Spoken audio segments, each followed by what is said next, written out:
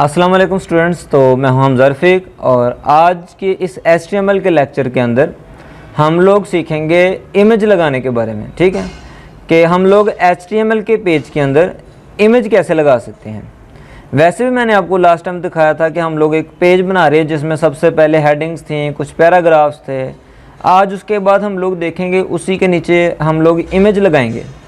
तो इमेज लगाने का क्या तरीक़ाकार है।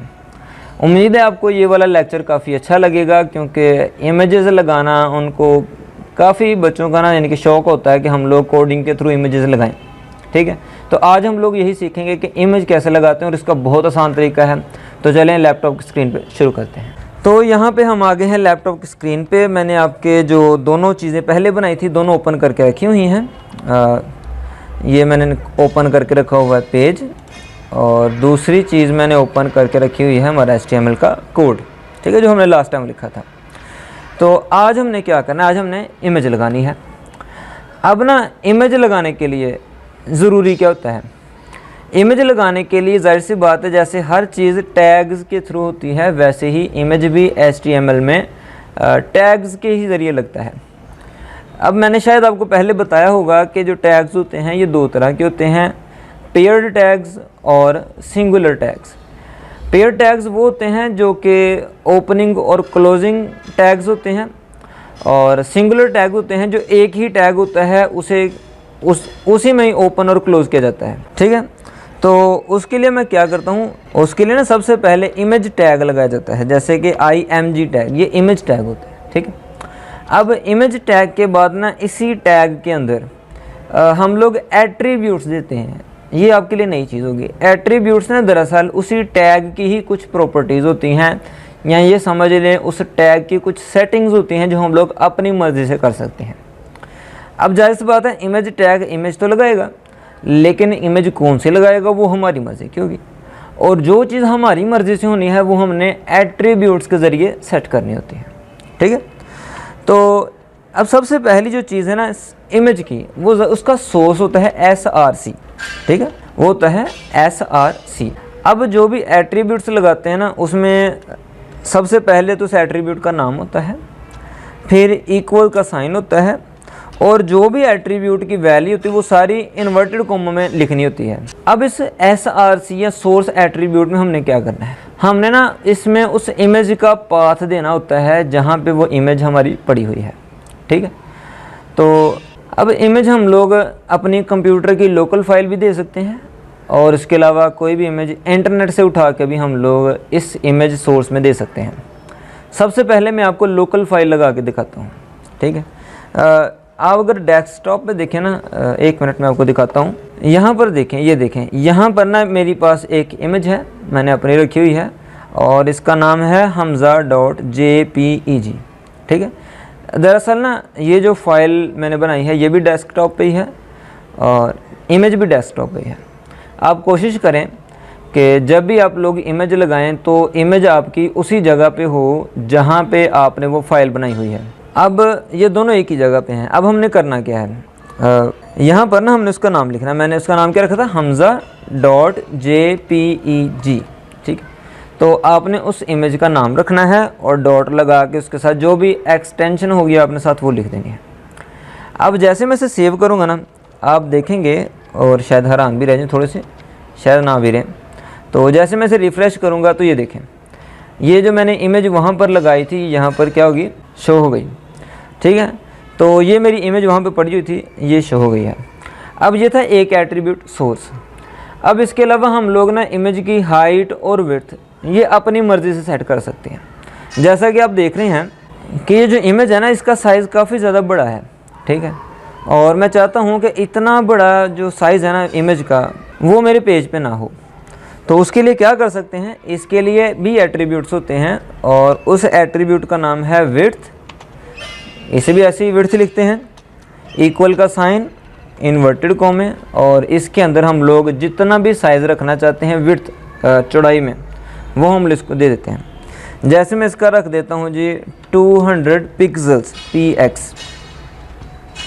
ठीक है, जैसे ही सेव किया, सेव करने के बाद मैं इसे रिफ़्रेश करूँगा तो ये देखें इसकी जो विड्थ है वो 200 पिक्सल हो गई है। ठीक है, और इसके अलावा जो इसकी हाइट है ना वो उसी रेशो के हिसाब से कम हुई है।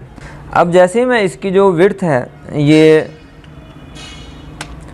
300 कर देता हूँ तो इसकी हाइट भी उसी हिसाब से बढ़ेगी। ये देखें जैसे रिफ़्रेश किया इसकी विड्थ भी बढ़ी और हाइट भी बढ़ गई। लेकिन अगर मैं हाइट अपनी मर्ज़ी से चेंज करना चाहता हूँ और विड्थ अपनी मर्ज़ी से, तो यानी कि हाइट विड्थ मेरी मर्ज़ी की होनी चाहिए, तो उसके लिए क्या करते हैं, उसके लिए हम हाइट का भी एट्रीब्यूट दे देते हैं। ठीक है, ये तो विड्थ थी 300 पिक्सल। अब उसके बाद मैंने लिखा हाइट, सॉरी स्पेलिंग गलत हो गया, हाइट इक्वल का साइन और इन्वर्टेड कॉमर्स, इनके अंदर हमने जितना भी साइज़ रखना है वो रख सकते हैं। जैसे मैं रखता हूँ 200 पिक्सल, हालांकि थोड़ी ख़राब हो जाएगी शेप, लेकिन समझाने के लिए काफ़ी है। ठीक है, तो मैंने सेव किया। सेव करने के बाद जैसे मैं इसे रिफ़्रेश करूँगा तो ये देखें, हाँ शेप ख़राब हो गई है, लेकिन अब इसका साइज़ जो है ना वो 300 पिक्सल विड्थ में है और 200 पिक्सल जिसकी हाइट है। तो ये तो मेथड था जी कि हम लोग लोकल फाइल को कैसे इसमें लगा सकते हैं। अब नेक्स्ट है कि आप लोग इंटरनेट में या किसी जगह पे आपने कोई इमेज देखी है, आप उस इमेज को अपने वेब पेज पे शो करवाना चाहते हैं, तो उसका क्या तरीकाकार है। सबसे पहले कोई इमेज ढूंढ लेते हैं। चले मैं सी कंपाइलर के नाम से कुछ इमेज देख लेता हूँ। माशाल्लाह ये इमेजेस आ गई। ठीक है, तो ये मेरे पास काफ़ी सारी इमेजेस हैं, ये बेस्ट सी कंपाइलर्स। तो ये वाली इमेज फ़र्ज़ क्या मैं लगाना चाहता हूँ। आपने इस पर क्लिक किया है, क्लिक करने के बाद आपने ना इस पर जो इसका एड्रेस होगा, इमेज एड्रेस, ये कॉपी कर लेना। जब कॉपी किया है आपने अपने कोड एडिटर में आना है और यहाँ पर इस नाम की बजाय आपने उसके इमेज के एड्रेस को पेस्ट कर देना है। ठीक है, थोड़ा सा बड़ा हो जाएगा, कोई मसला नहीं। आपने SRC में उसके नाम को पेस्ट किया। विड्थ हाइट मैं फ़िलहाल ख़त्म कर देता हूँ, देखते हैं उसका कितना हाइट है, ओरिजिनल जितनी होगी वही आएगी। ठीक है, तो ये मैंने इसे क्लोज़ कर दिया। अब सेव करता हूँ। सेव करने के बाद रिफ़्रेश करूँगा तो देखेंगे जो इमेज मैंने वो कॉपी की हुई है ना वही इमेज इधर शो हो जाएगी। तो ये देखें, ठीक हो गया। तो बाकी विड्थ और हाइट सेट करने का तरीकाकार वही है। तो आज की वीडियो में हमने बस छोटी सी 2 चीज़ें सीखी हैं। पहली चीज़ कि लोकल इमेज कैसे लगाते हैं, दूसरी चीज़ इंटरनेट से कोई भी इमेज लेके बग़ैर डाउनलोड किए कैसे लगाते हैं। तो आज की वीडियो के लिए बस इतना ही। एक चीज़ और रह गई है, ठीक है, वो सॉरी मुझे बताना भूल गया, लेकिन वो एक चीज़ और है, वो है आल्ट टेक्स्ट। ठीक है, अब अल्टरनेटिंग टेक्स्ट वैसे तो इतना इम्पोर्टेंट अगर इमेज हो फिर तो नहीं है। दरअसल ना ये आल्ट टेक्स्ट क्या होता है, ये SEO के लिहाज से काफ़ी ज़्यादा इम्पोर्टेंट है। ये आल्ट टेक्स्ट क्या होता है, आल्ट इज़ इक्वल टू, और इसमें हम लोग कुछ भी लिख सकते हैं, जैसे कि दिस इज़ एन ऑनलाइन। तो ये मैंने एक आल्ट टेक्स्ट लिख दिया, अल्टरनेटिव उसके मुतबादिल। अब ये कब काम आता है, दरअसल ना ये उस वक्त काम आता है जब किसी भी वजह से हमारी इमेज अपलोड नहीं हो रही होती। ज़ाहिर सी बात है, वेबसाइट बना रहे हैं, वेबसाइट को मुख्तलिफ यूज़र्स इस्तेमाल करते हैं, तो कभी कभार इस तरह होता है कि यूज़र के PC पे वो इमेज ओपन नहीं हो रही होती, हो सकता है वो इमेज डिलीट हो गई हो, कुछ भी मसला हो सकता है। ठीक है, पाथ चेंज हो गया हो, 100 मसले हो जाते हैं। तो उस सूरत हाल में यूज़र को कोई टेक्स्ट दिखाया जाता है कि ये इस चीज़ की पिक्चर है, उसको बताने के लिए, तो वो आल्ट टेक्स्ट होता है। ठीक है, अब जैसे ना मैंने इस एड्रेस में सिर्फ ये अपलोड हटा देना, अब मैंने सिर्फ कुछ भी हटा दिया, सेव किया। अब यहाँ पे इमेज तो ख़त्म हो जाएगी क्योंकि अब उस इमेज का एड्रेस ही सही नहीं रहा। अब जैसे रिफ़्रेश करूँगा ना तो ये देखें यहाँ पर क्या शो हो रहा है, this is an online picture. ये वो है जो अल्टरनेटिव टेक्स्ट हमने इसमें लगाया है। एक बात और SEO के लिहाज से मैं आपको एडिशनल इन्फॉर्मेशन देता जाऊँ कि दरअसल जो आल्ट टेक्स्ट होता है ना, इसका क्या काम होता है, जब भी हम लोग कुछ सर्च करते हैं, जैसे मैंने ना सर्च किया सी कंपाइलर, ठीक है, तो मेरे सामने कुछ इमेजेस आ गई हैं।